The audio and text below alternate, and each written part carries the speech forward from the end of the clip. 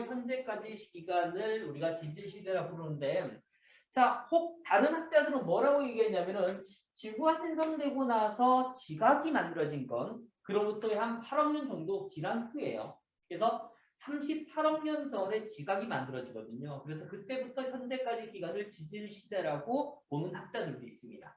땅이 그렇게 되니까. 자, 화석의 종류는 크게 두 가지가 있지. 표준 화석과 그리고 시상 화석이 두 가지. 근데 표준 화석과 시상 화석은 어떻게 될까? 표준 화석은 그 생성 시대를 알기 위한 화석. 시상 화석은 그 시대의 환경을 알기 위한 화석을 우리가 시상 화석이라고 얘기합니다. 시상 화석. 자, 그래서 시상 화석은 어때야 되냐면요. 현재도 살아 있어야 되고, 그리고 과거의 화석이 존재해야 되면서 현재 살던 대로 과거에 살았다라고 우리가 가정하고 그것을 얘기합니다. 그래서 현재 고사리는 어디 살고 있죠? 육지, 바다. 육지, 따뜻한 육지, 차가운 육지. 따뜻한데, 습한데, 건조한데. 습한데. 그래서 습하고 따뜻한 육지에 살고 있는 게 고사리라면 과거에도 거기 살았을 것이다. 고사리가 죽어서 만들어진 화석연료를 뭐라 부르지? 석탄. 그럼 석탄이 매몰된 지역은 과거에 어떤 곳이었을 것이다? 따뜻하고 습한 육지였을 것이다. 산호 본 적 있어요? 산호? 산호? 산호 어디서 봤어? 필리핀 바다에서 따뜻한 바다, 차가운 바다. 깊은 바다, 얕은 바다. 얕은 바다. 따뜻하고 얕은 바다에 살고 있는 게 산호입니다. 그래서 이렇게 해서 시상화석은 생존 기간이 매우 길어야 되고 특정한 환경에만 제한적으로 살아야 됩니다. 그래서 분포 면적은 좁아요. 분포 면적은 여기 좁고 그리고 생존 기간은 길다.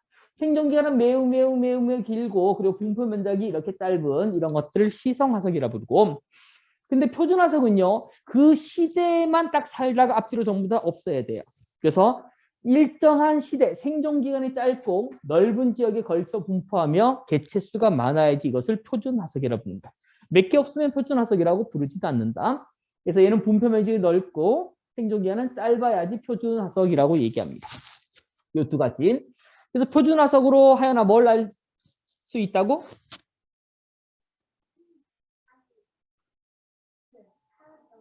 표준화석으로는 생성 시대. 그다음 예인아, 시상화석으로는 그것이 살고 있던 환경. 그래서 어떤 것을 이 두 개를 가지고 알 수 있냐? 표준화석은 생성 시대, 그리고 시성화석은 생성 환경을 우리가 알 수 있다는 거. 그래서 표준화석 우리 작년에 삼엽중, 반추층은 고생대, 공룡, 암라이트, 중생대, 합해서 메모되는 신생대이다. 우리가 이제 작년에 우리가 배웠던 것 같아요. 그리고 산호는 따뜻하고 수심이 얕은 바다, 고사리는 따뜻하고 습한 육지, 조개는 얕은 바다, 갯벌에서 생깁니다. 그래서 했던 거. 자, 이렇게 해서 이런 것들을 화석을 가지고 우리는 표준 화석을 통해서 생성 시대를 우리가 확인해 보고, 앞에서 우리가 뭘 배웠었냐면은 절대 연령, 상대 연령을 배웠잖아. 그치? 그것을 가지고 전체 지질 시대를 구분하게 될 겁니다. 자, 지질 시대를 구분할 때 일단 제일 먼저 누대 대 기로 한다. 우리 작년에 배웠던 건 대만 배웠지, 그치? 신생대, 중생대, 고생대 이거 세 개만 그 중에서 이것만 배웠었고 성칸무리아 배웠었는데 조금 더 크게 나누기 위해 누대, 그래서 현생누대, 원생누대, 시생누대 이렇게 세 개 있고, 원생누대와 시생누대는 작년에 우리가 성칸무리아대라고 해서 배웠던 그거 통틀어서 이렇게 됩니다. 그래서 시생아, 원생 둘 다 보게 되니까 신원생대, 중원생대, 고원생대, 신시생대, 준시생대, 고시생대, 그리고 초월한 시생대. 그래서 뭐 신중고 똑같이 신생대, 중생대, 고생대 이거하고 똑같은 형태로 신중고로 나눠집니다. 현생누대 역시도 신생대, 중생대, 고생대 이렇게 우리가 나눠질 수 있고, 이것을 좀 더 신생대, 중생대, 고생기면 다시 기로 우리가 나눌 수 있는데, 여기 있는 고생대는 캄브라기부터 오르도비스기, 실루미아기, 대봉기, 석탄기, 페룸기 이런 기가 고생대에 있고, 중생대는 트라이아스기, 쥐라기, 백악기 이런 것들이 있고, 신생대는 팔레오기, 네오기, 제사기 이런 것들이 있다. 그래서 이거는 어떤 것이 있다 없다 이 정도만 알아두시고요. 그리고 여기 있는 것은 제일 큰 게 누대고 그리고 대기이다. 이거는 알아두세요. 그래서 누대는 크게 세 가지, 시생, 원생, 현생. 이렇게 나눠지고 그리고 여기 있는 누대에 그다음에 대가 여러 가지 신생, 중생 그리고 고생, 신원생, 중원생, 고원생 이런 형태로 신중고로 또 다시 나눠지게 된다. 이거는 뭐 이제 그냥 볼 수 있겠죠? 그리고 여기 있는 기는 그냥 보세요. 그냥 이런 게 있다는 거. 이거는 외우지 않으셔도 돼요. 이런 게 있다. 그리고 자료 주어지면 아 이게 그거구나라고만 보시면 됩니다. 자 그리고 지질시대의 기후는 여러 가지 방법이 있는데 화석 연구하는 거. 화석 연구 방금 전에 표준화석, 시성화석을 가지고 표준화석을 통해서는 생성시대, 시성화석을 통해서는 우리가 환경을 알 수 있다. 그 다음 빙하코. 작년에 뵀던 빙하코에서 빙하 속 공기로부터 과거의 대기 성분 추정할 수 있고 산소가 이렇게 16짜리 있거나 아니면 18짜리 있는데 여기서 보게 되면 18짜리가 많으면 많을수록 수온이 높을수록 여기 있는 요 놈이 우리의 작다. 즉 화학 생물체 내에서 산소 동위원소 비는 기온이 높을수록 크다. 여기는 요 표현하고요. 그래서 공기 중에는 여기는 16분의 18이 크다는 얘기는 18이 많다는 얘기지, 그치? 그래서 18이 많은 건 기온이 높을수록. 근데 생물체 화석 속에는 16분의 18이 수온이 높을수록 작다. 자, 그럼 이거 봐봐.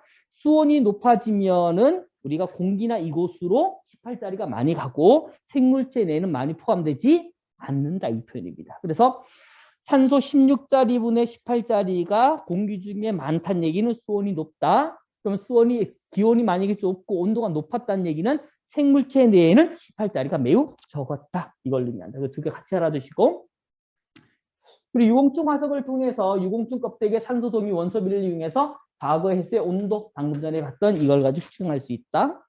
꽃가루를 가지고 여러 가지 뭐 기후나 식물의 분포 등을 측정할 수 있고요.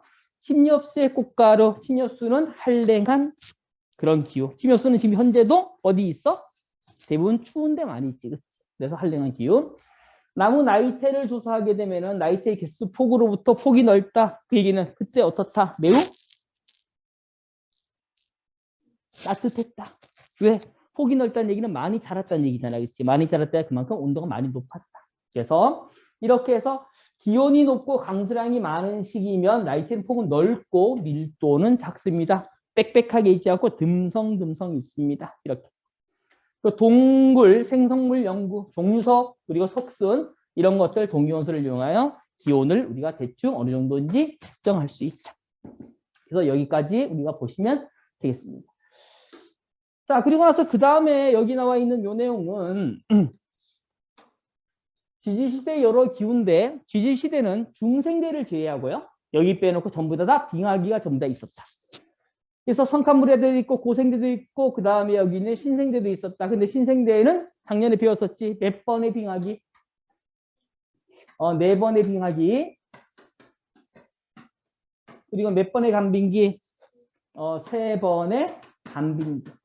간빙기는 빙하기와 빙하기 사이지, 그치? 그래서 빙하기 하나, 둘, 셋, 4번이 있으면 이 사이 간빙기는 몇 번?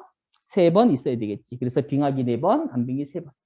그래서 빙하기가 가장 많았던 시기는 언제이다? 신생대이다. 자, 지시대 환경, 성칸무리아대 46억 년부터 5억 4,100만 년 전까지 오랫동안 여러 차례 지각 변동받았고 생물의 종류 매우 적었고요. 시생누대, 원생누대가 있는데 시생누대에서는 오존층이 생성되지 않아서 육지의 강한 자외선이 도달했기 때문에 생명체는 어디서 만들어졌다? 바다에서 먼저 생성됐다. 그래서 밀러의 실험에서 생명과학에서 밀러의 실험에서 전기 충전을 주고 했더니만 어떻게 생명체가 만들어졌다. 그것도 봤었죠. 그래서 35억 년의 단세포 원핵생물인 이런 남세균이 우리에게 출현하게 됐다. 그래서 이 남세균이 나중에 어떤 흔적이나 이런 것들이 스트로마톨라이트라고 하는 흔적을 남기게 됐다. 원생유대. 자, 아까 전에 얘기했던 이 남세균의 광합성으로 인해서 그리고 대기 중에 산소양이 점차 증가했다. 그리고 7억 년 전에는 뭐가 만들어졌다? 다세포 생물이 출현하게 되었다. 그럼 현재 여기 있는 성칸무리아대 시생유대와 원생유대에서는 무엇을 얘기하냐면은 최초의 생명체는 바닷속에서 만들어졌고 그리고 남세균에 의해서 점점점 산소양이 많아졌다까지만 얘기했습니다. 그리고 나서 이제 고생대 오게 되면은 이제 뭐가 만들어졌다? 말개는 빙하기에 있었고요. 대륙들이 하나 판결을 형성하게 되면서 고생대 때는 산소의 양이 많아져서 그것이 번개 맞아서 뭐가 만들어졌다? 고생대는 오존층이 만들어졌다. 오존층이 만들어졌기 때문에 어디에서 생물체가 살아갈 수 있었다? 육지에서 생물체가 살아갈 수 있었다. 이렇게 되겠죠. 자, 그래서 생물계의 큰 변화는 여기 판게아가 형성되게 되면서 해양 생물이 처음에는 급격히 많아졌다가 판게아 형성됐을 때 해양 생물이 갑자기 줄어들게 되죠. 그렇죠? 대멸종, 3차 대멸종이었죠. 그래서 여러 가지 형태가 있는데 이 중에서 보게 되면은 실루아기에는 오존층이 형성되어 최초의 육상 생물. 그리고 석탄기에는 말 그대로 양치식물이 번성해서 석탄층 형성. 헤름기에는 거시식물이 출현하게 되었다. 그리고 말기에는 대생물의 대멸종. 뭐 때문에 대멸종이 됐다? 고생대 말기에 대멸종 된 이유? 판게아 현상. 그래서 삼료층, 망추층 등의 해양 생물이 90% 이상이 멸종하게 된다. 그래서 판게아 형성 같은 것으로 우리가 보시면 되시겠습니다.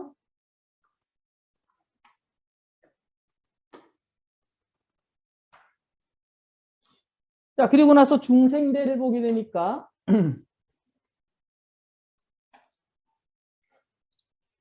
중생대는 2억 5,220만 년 전부터 6억 6,600만 년 전까지 기후가 온난화했을 때 빙하기가 유일하게 빙하기 없었던 거는 중생대 하나밖에 없었죠. 지역변동, 판게아가 분리되기 시작하면서 다양한 생물이 만들어지고 이때 대서양, 인도양이 만들어졌다.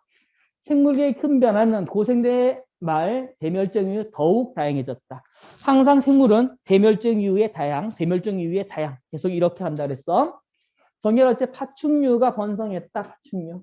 그래서 트라이아스기에는 여기 여러 가지 암모나이트, 공룡, 최초의 포유류가 출현하게 되고 그리고 쥐라기에는 암모나이트가 번성하게 되고 그리고 공룡도 번성하게 된다. 시조에서 출현하게 되고요. 백악기에는 속시식물이 출현하게 되면서 이 속시식물은 다시 신생대 때 번성하게 되죠. 그래서 이게 중생대. 그리고 신생대는 6,600만 년 전부터 현재까지를 신생대라 부르고 여러 가지가 있으며 사기에 여러 번 빙하기와 간빙기가 있었다. 그래서 빙하기 4번, 간빙기 3번이 있었다. 지각 변동에 의해서 현재 수륙 분포 아메리카 대륙, 아프리카 대륙, 유럽, 아시아, 그다음에 남아메리카 대륙 이런 형태로 만들어진 게 현재 신생대 때 만들어졌고요. 생물계의 변화는 현재에 비슷하면서 포유류와 그리고 속시식물이 크게 진화하였다. 그래서 우리 인간까지 만들어졌다. 자, 그리고 나서 여기 있는 3개 중에서 팔레오기는 합해석이 번성 후 멸종하게 됐습니다. 이 멸종하게 되면서 뭐가 만들어졌다? 합해석 동추충이 죽으면서 화석연료인 석유가 만들어졌습니다. 그리고 육지에는 포유류가 번성하고 식물계 속시성물이 번성하여 초원을 형성하게 되고요. 그리고 제4기, 이제 인류의 조상 출현, 우리가 알고 있는 오스트랄로피테쿠스 이런 사람들. 그 메모를 비롯한 대형 포유류가 번성하였으면 말기에 메모드가 열정되고요. 식물계는 단풍, 삼나무 등의 속시식물이 번성했다. 자, 속시식물은 처음에 생성된 건 언제였었죠? 중생대였었죠. 중생대에 속시식물이 출현했고요. 포유류도 언제 처음에 출현했죠? 중생대요. 그래서 중생대 출현하고